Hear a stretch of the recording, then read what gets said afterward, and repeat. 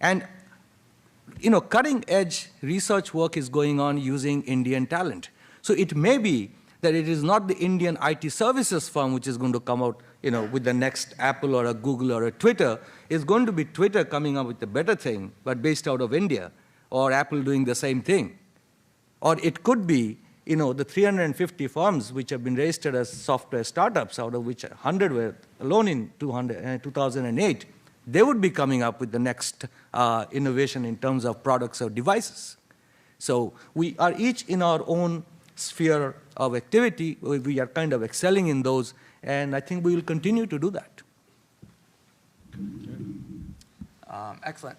So let's talk a little bit about cloud and cloud adoption as it pertains to India. A little bit from a unique perspective.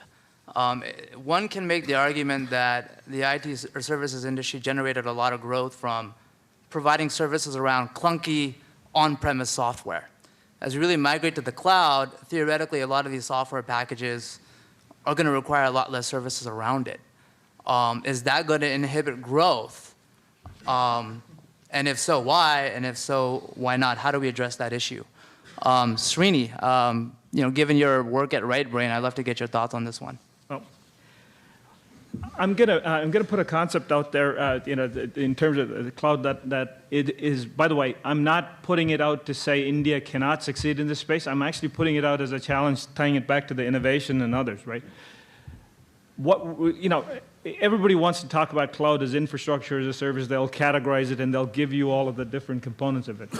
At the core, what cloud allows you to do is it lowers barriers to entry, right? And here's fundamentally what that means, right?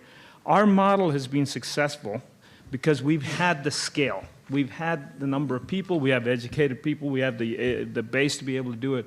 And we've succeeded. We've taken advantage of it, and we succeeded in the first 20 years.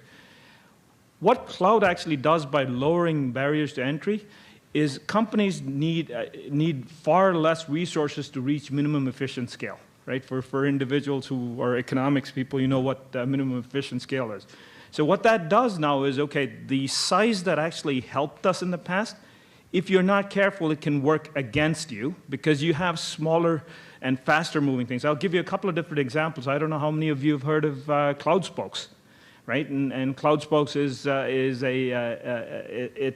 network of hundreds and thousands of developers. Many of them work for companies of people that are in this room, right? That on their own time are contributing to challenges. So I had to put together a mobile demo for one of my clients as I was getting through.